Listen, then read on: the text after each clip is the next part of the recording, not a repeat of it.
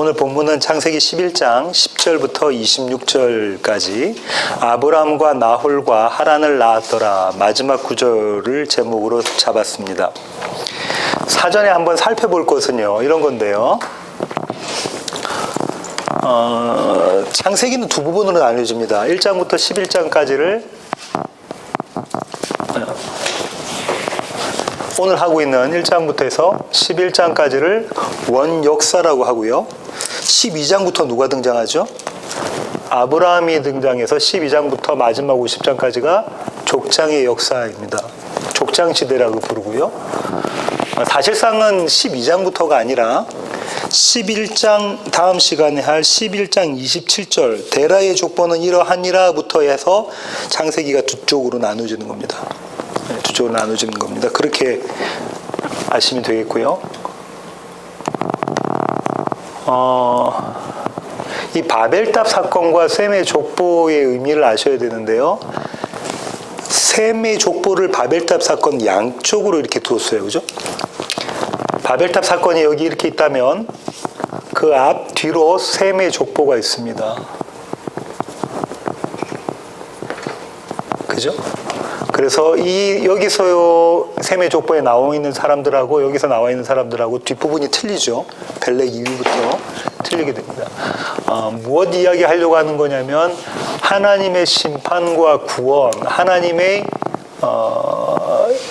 어떤 자들은 하나님의 구원을 받은 자고, 그러니까 은혜 가운데 있는 자고, 어떤 자들은 하나님의 저주, 컬스나 디스그레이스라고 하는데 저주 가운데 있는 자다. 이것을 구분해 놓고 있는 거죠. 왜 그러냐면 족보라는 이야기가 창세기 3장 15절에 있는 원시복음에서 나타난 뱀의 후손과 여자의 후손에 대한 그 얘기를 하고 있는 것이기 때문에 그렇습니다. 오늘부터 시작하는 이 족보는 다섯 번째 족보로요. 히브리어로는 톨레도트라고 하는데요. 이 셈의 족보의 결론이 누군가를 한번 볼까요? 먼저 한번 찾아볼게요. 26절 보세요. 11장 26절 보시면 셈의 족보의 결론이 누구입니까? 아브람. 다시 말하면 아브라함. 지금 계속해서 끌고 오고 있는 이 족보를 쭉 끌고 오고 있는데 그 족보의 결론이 누구냐면 아브라함으로 구약이 맞춰집니다.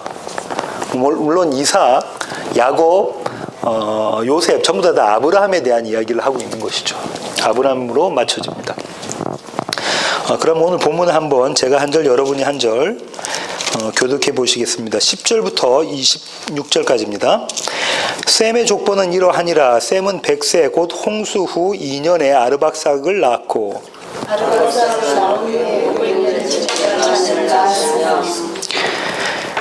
아르박삭은 35세에 셀라를 낳았고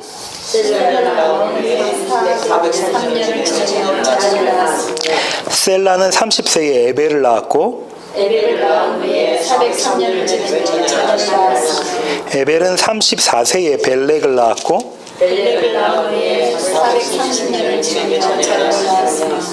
벨렉은 30세에 르우를 낳았고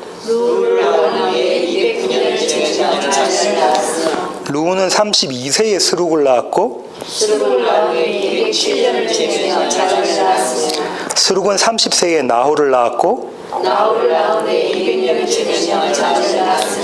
나홀은 29세에 데라를 낳았고 함께 읽겠습니다. 데라는 70세에 아브람과 나홀과 하란을 낳았더라. 별로 재미가 없습니다. 그죠? 그래서 그냥 넘어가거나 설교도 이 부분을 하지 않는데 오늘 성경 보면 조금 비교적 짧을 텐데요. 의미하는 바가 있습니다. 조금 전에 읽은 거 이거 쭉 보시면 창세기 어디하고 비슷하는 거예요? 몇 장하고? 누구의 족보 이야기했던 거하고 비슷하죠? 누구는 몇 살까지 사는데 누구를 낳았고 누구는 그 나왔죠? 5장에 누구의 족보? 아담의 족보 이야기하면서 5장으로 가볼까요?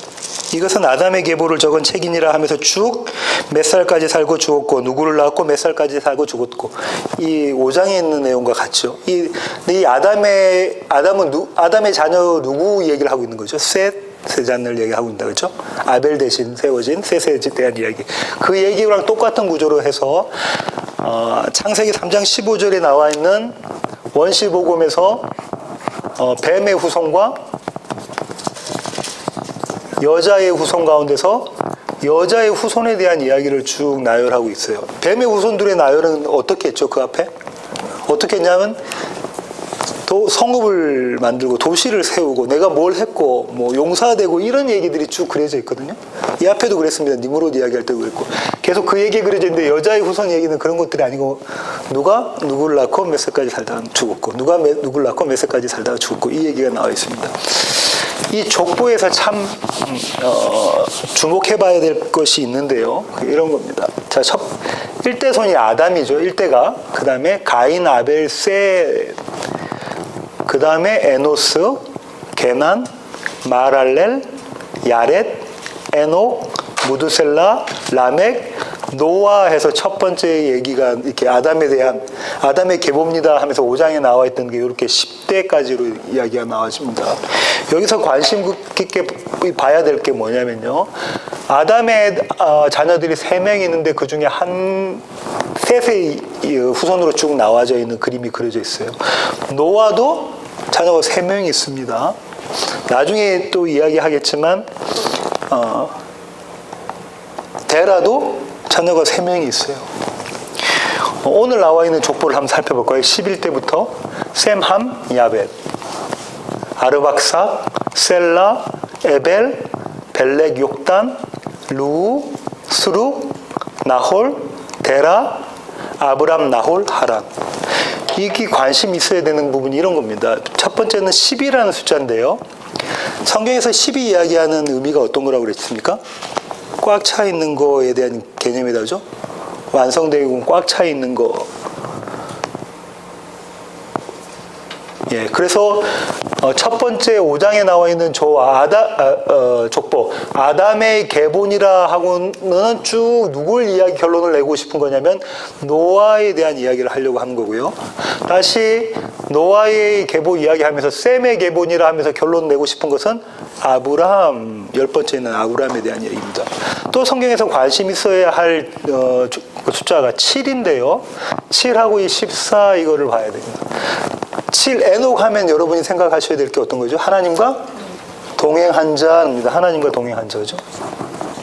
죽음을 맛보지 않고 하늘에 간 자, 하나님과 동행한 자. 14번째 에벨은 왜 중요하냐면요. 이 에벨이라는 단어, 이 이름을 가지고 히브리 족속들이 나왔어요. 예. 똑같은 자음을 씁니다.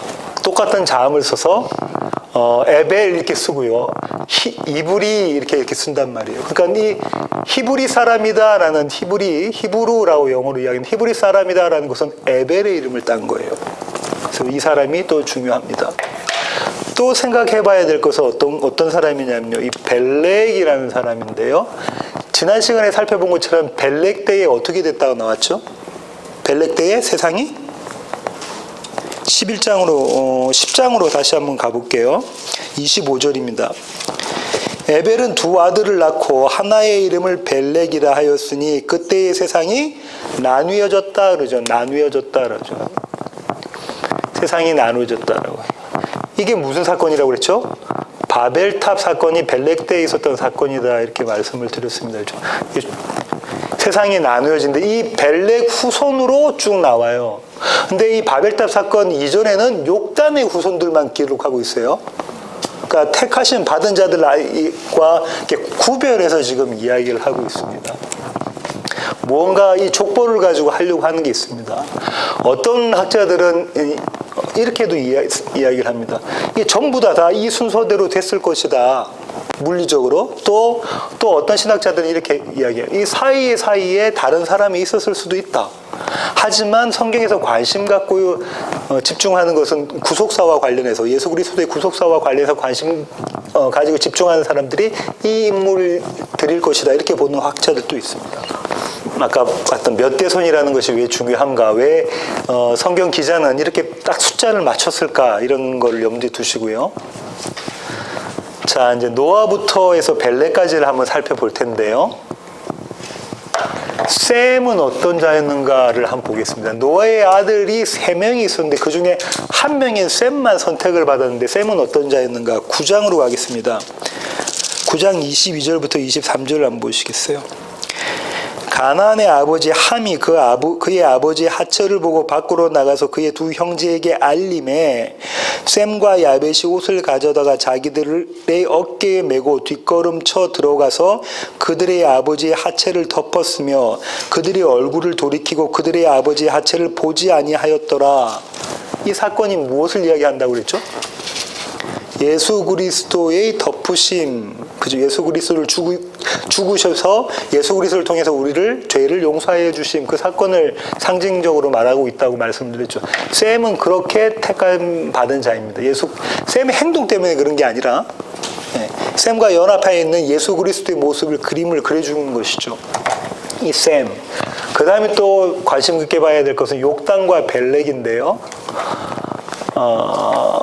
10장 25절 아까 우리가 봤던 걸 한 번 더 볼까요? 에벨 아까 히브리 사람들의 이름을 딴 히브리 민족이 이때부터 생겼다고 보는 거죠.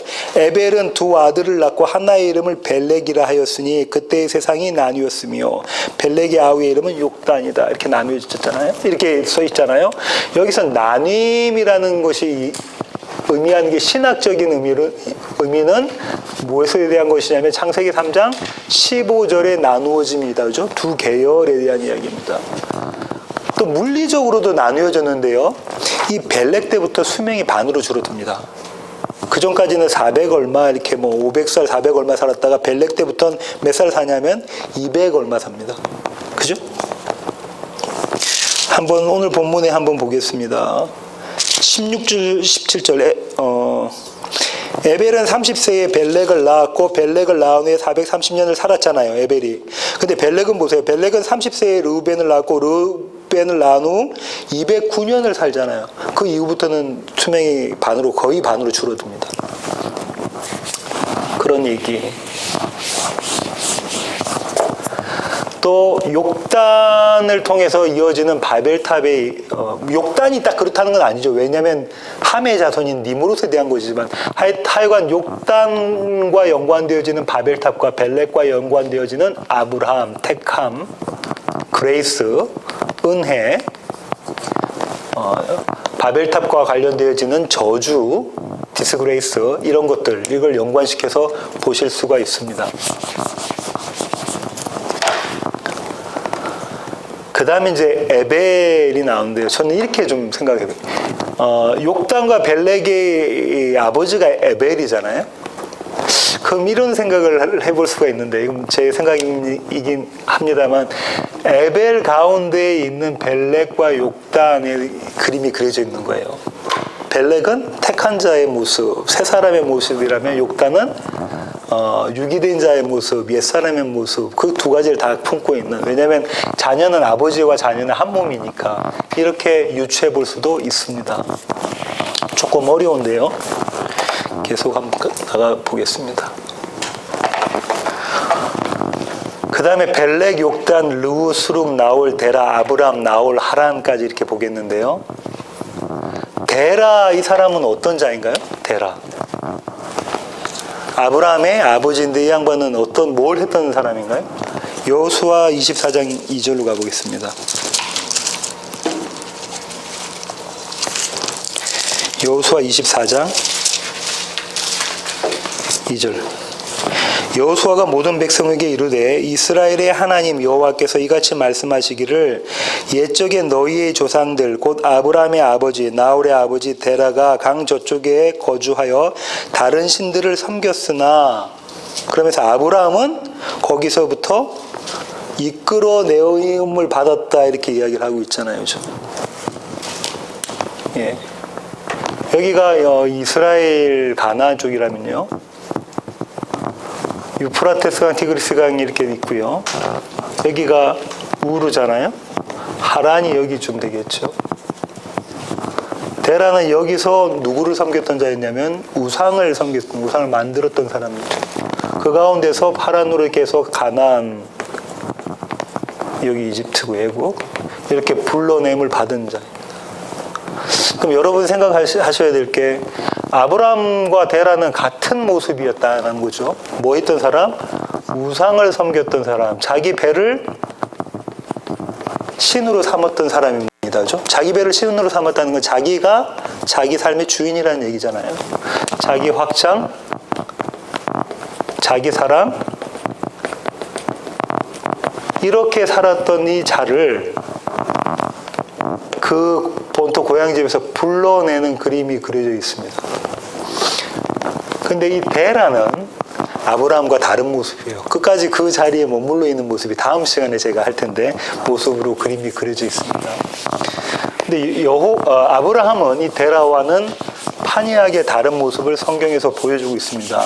여호수아가 지금 그렇게 죠. 데라는 다른 신을 섬겼던 자다. 그런데 아브라함은 어떻게 했는가 볼까요? 12장 7절부터 8절까지 가겠습니다.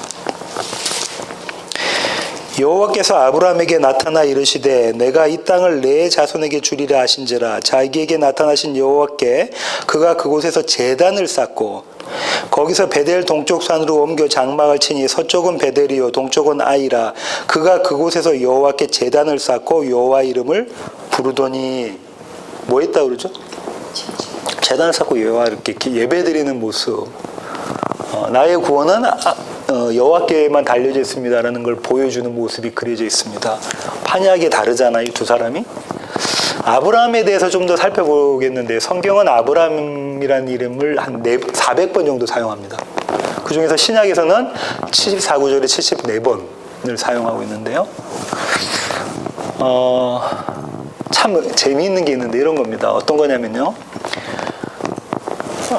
오늘 다시 족보로 가세요. 셈의 족보는 이러하니라. 셈은 100세 곧 홍수 후 2년에 누구를 낳았어요? 아르박삭을 낳았잖아요. 아르박삭. 여기 앞에 있겠죠.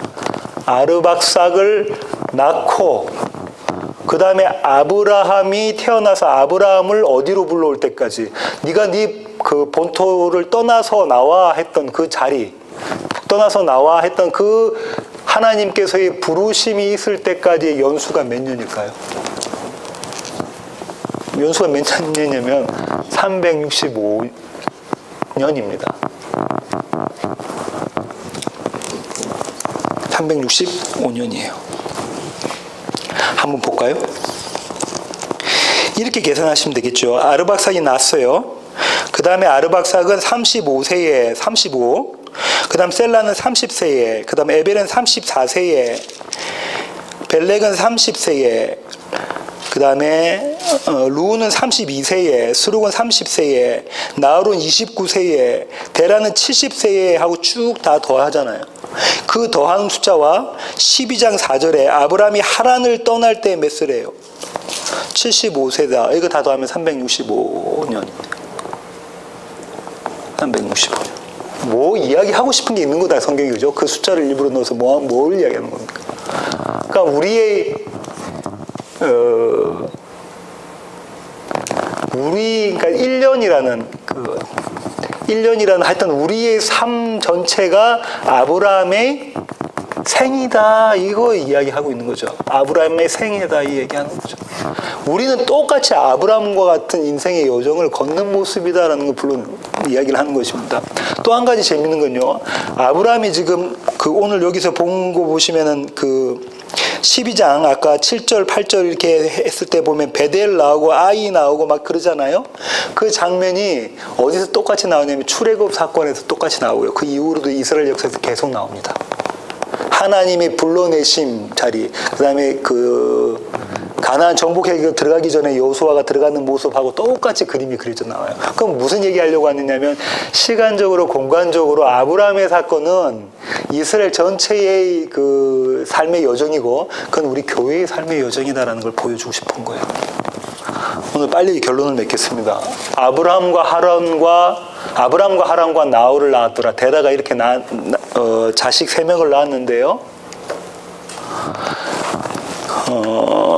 족보가 이야기하는 목적은 두 가지인데 첫 번째는 뭐냐면요. 여자의 후손, 창세기 3장 15절에 나와 있는 여자의 후손이 반드시 오신다. 이게 뭐다는 거예요? 사실이다라는 거예요. 실제다라는 거예요. 왜냐하면 누가 누구를 낳고 누가 누구를 낳고 누가 누구를 낳고라고 이야기를 하잖아요. 그럼 우리도 우리 자녀를 놓는 것처럼 이게 사실이다라는 거예요. 이게 사실이다라는 이야기를 하는 겁니다. 마태복음 1장 1절부터 17절로 한번 가보겠습니다. 창세기, 아까 말씀드린 것처럼 창세기에 나와 있는 족보가의 결론이 누구라고 그랬죠? 아브라함이라고 그랬고요. 이 아브라함은 어떻게 표현되냐면 아브라함과 이삭과 야곱의 하나님 이렇게 되죠. 야곱에는 누가 포함되어 있냐면 요셉이 포함되어 있습니다. 야곱의 족보의 마지막이 요셉으로 끝나요. 창세기 50장이 그렇게 끝나게 되어 있습니다. 이 아브라함이 족보에서 구약이 이야기하고 싶은 것은 이 아브라함이고요. 신약은 이 아브라함에서 끌고 와서 누구를 결론적으로 이야기하냐면 예수를 이야기하고 있는 겁니다. 그래서 마태복음 1장 1절이 아브라함과 다윗의 자손 예수 그리스도의 계보를 해서 아브라함부터 시작을 해요.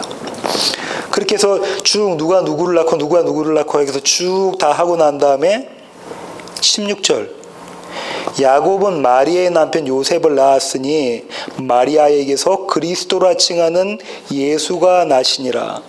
17절 그런즉 모든 대수가 아브라함부터 다윗까지 14대요 다윗부터 바벨론으로 사로잡혀 갈 때까지 14대요 바벨론으로부터 사로잡혀 간 후로부터 그리스도까지 14대더라. 이 무슨 14대라는 게 무슨 의미가 있습니까? 14. 예, 왜? 7 곱하기 2니까. 아까 7이라는 게 의미가 있었잖아요. 일부러 이렇게 지금 이야기하고 있는 거예요. 그 얘기를 하고 있는 겁니다.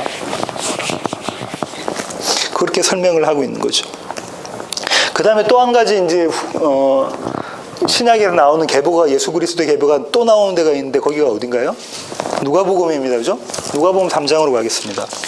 23절 예수께서 가르치심을 시작하실 때에 30세쯤 되시니라. 사람들이 아는 대로는 요셉의 아들이니 요셉의 위는 헬리오 하면서 쭉 계속 올라가고요. 34절 보세요. 그 위는 야곱이요 그 위는 이삭이요 그 위는 아브라함이요 해서 쭉 올라가셔서 38절 그 위는 에노스요 그 위는 셋이요 그 위는 아담이요 그 위는 하나님이시다. 그러면은 여기는 지금 누가복음에서의 계보는 예수부터 거꾸로 올라가서 아브라함까지 올라갑니다. 그리고 이 위는 하나님이시다 이야기를 하는 거예요. 그럼 이 얘기 뭐 이야기하고 있냐면 예수님의 인성, 예수님은 완전한 인간으로 오신 분이다라는 이야기를 또 하는 거죠. 예수부터 아브라함에서부터 아담까지 올라가죠. 아담은 누구예요? 아담이 히브리어로는 흙이 뭐라고 그랬죠? 아담아. 그럼 이거는 흙으로 만든 자, 이건 인간이 사람이란 말이죠. 하나님에서 창조된 그 사람의 혈통으로 난 분, 그분이 예수다. 그러니까 이분은 영지주의에서 이야기하고 있는 뭐 이렇게 눈에 안 보이는 가연설 이런 게 아니라 완전한 사람으로 오신 분이라는 걸 누가복음에서 이야기를 하죠. 만드신 하나님께서 그 일을 하신 것이다라는 걸 누가복음에서 이야기하는 거죠. 그럼 마태복음 왕으로 오신 예수 그리스도. 마태복음과 누가복음을 통해서 우리가 알 수 있는 것은 하나님께서 약속하셨던 창세기 3장 15절의 원시복음이 인 여자의 후손이 이 땅에 오시는 그림을 정확히 그려주고 있는 거죠. 이 얘기 지금 하고 싶어서 족보 얘기를 계속하고 있습니다. 결론은 마태복음 1장부터 나와 있는 그 얘기를 지금 하고 싶은 거죠. 성경의 기자가요.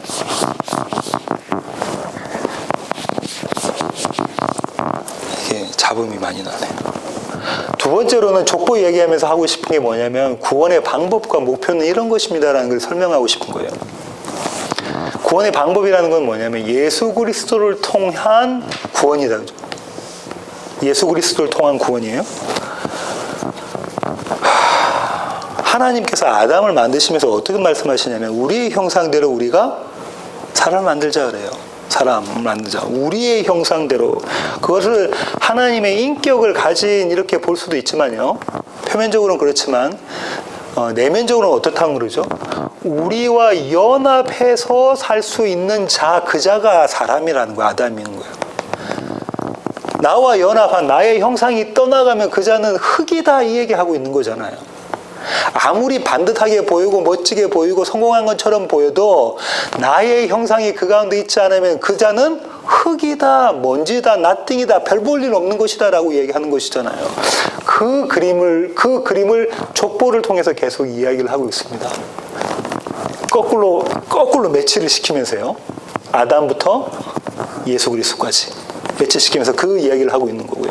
또 한 가지는 하나님께서 아담을 만드시고 난 다음에 아담과 하와에게 이런 말씀을 하시죠. 복을 주시면서 하시는 말씀이 뭐죠? 생육하고 번성하고 충만해라, 땅을 정복해라. 아브라함에게 다음 시간에 아브라함에게 주시는 축복이 뭐죠? 내가 너를 장대하게 하겠다. 네 씨가 풍성하게 만들어주겠다. 그런 말씀이 후손이 많아질 것이다. 그래서 아브라함의 이름이 아브라함으로 바뀔 때 아브라함의 뜻은 뭐냐면 열국의 아버지, 만인의 아버지라는 뜻이란 말이에요. 그렇게 장대하게 만들겠다라는 것입니다. 근데 이미 생육, 번성, 충만, 땅을 정복하는 것, 이 얘기, 세상을 정복하는 것, 이 얘기 말씀드렸지만 이게 뭐라고요? 다른 말로 하면 부흥이라고 그랬잖아요. 우리 안에서 예수 그리스도의 충만한 것, 하나님의 형상이 충만한 것, 그것을 통해서 하나님의 백성들이 그렇게 충만해지는 것. 다시 말하면 질적인 부흥과 양적인 부흥이 동시에 일어나는 그 부흥 이야기죠. 그게 복이다. 그럼 잘 생각해 보세요. 하나님의 형상이 우리 가운데 충만한 것이 복이지, 우리의 물질이나 우리의 사회적 지위가 올라가거나 이거는 복이 아닌 거예요. 세상은 그걸 복이라고 하지만 하나님으로 충만한 것, 하나님으로 충만하다는 얘기는 뭡니까? 내가 하나님을 예배할 수 있는 자가 됩니다. 내가 하나님을 사랑할 수 있는 자가 됩니다. 그런 자가 복을 받은 것이고, 그 자가 땅을 정복하는 것이고, 생육하고 번성하고 충만하다. 이거를 지금 어디에서 이야기를 하고 있냐면 계보에서 설명을 하고 있는 거예요. 이 얘기를 계보에서 하고 있는 것입니다. 나핫도라라는 이 구절이 저에게는 아주 이렇게 말씀을 준비하면서 와닿았는데요. 오늘 말씀이 짧지만 다음 시간까지 같이를 한 시간에 못하기 때문에 좀 오늘 짧게 하는데요. 나핫도라라는 의미가 있습니다. 누가 누구를 낳았더라, 누가 누구를 낳았더라, 누가 누구를 낳았더라, 지겹도록 이렇게 계보에 나와 있는 거, 그냥 축복다 안 읽고 넘어가는, 우리가 보통 성경을 보면 안 읽고 넘어가는 이 낳았더라가 갖고 있는 의미가 뭘까요? 창세기 3장 15절로 가겠습니다. 내가 너로 여자와 원수가 되게 하고 내 후손도 여자의 후손과 원수가 되게 하려니 여자의 후손은 내 머리를 상하게 할 것이요 너는 그의 발꿈치를 상하게 할 것이니라. 여자의 후손이에요. 여자의 후손, 이 안에 담겨 있는 게 뭐죠? 나았더라예요. 누가 누구를요? 여자가 누구를? 예수 그리스도를 낳은 거예요. 예수 그리스도를 여자가 낳은 거예요. 이게 씨라고 그랬죠? 씨? 제라? 예수 그리스도를 낳은 거예요. 근데 이 여자는 누구라고요? 교회. 교회가 예수 그리스도를 낳은 모습이 그림이 그려져 있죠. 이 그림을 어떻게 조금 표현하고 있냐면 보세요. 21절로 가보세요. 20절. 아담이 그의 아내의 이름을 하와라 불렀으니 그는 모든 산자의 어머니가 됨이더라. 산자, 생명을 갖고 있는 자라는 거죠. 살아있는 자의 어머니가 되었다. 하와라는 이름이 뭐라고 그랬습니까? 하와? 만백성의 어머니. 네, 만백성의 어머니. 또 하와가 생명에 대한 이야기입니다. 하와가 생명 자체예요. 생명에 대한 이야기를 담고 있는 거예요. 호흡하다, 생명, 이런 뜻이란 말이에요. 그걸 담고 있는 게 하와예요. 그럼 왜 이 여자가 하와가 그런 이름이냐면 생명을 갖고 있기 때문에.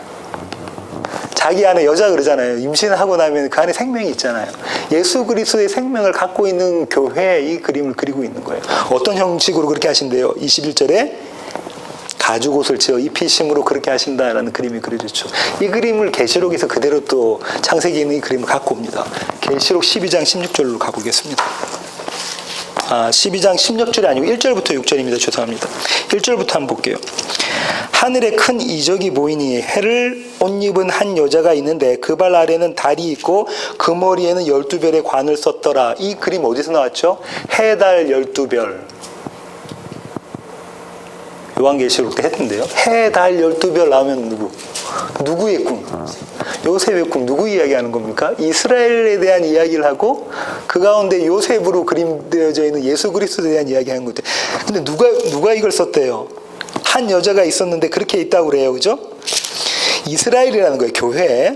이 여자가 아이를 베어 해산하게 되면, 이 아이가 시엠, 여자의 후손, 아이를 베어 해산하게 되면 아파서 애를 쓰며 부르짖더라. 하늘에 또 다른 이적이 보이니 보라, 한 큰 붉은 용이 있어 머리가 7이요 뿔이 10이라. 그 여러 머리에 7 왕관이 있는데 사탄이다. 그죠? 뱀 이야기하고 있는데, 이 왜 7 썼냐면 하나님을 패러디한 거예요. 내가 하나님처럼 보이는 거예요. 사람들이 볼 때는 저 사람이 하나님이야, 저 사람이 신이야 라고 보이는 거란 거예요. 저 사람이 구원자야, 저 사람, 그러니까 적그리스도에 대한 그림인 거예요. 그렇게 보이는 거예요. 세상이죠. 만몬, 돈일 수도 있고요.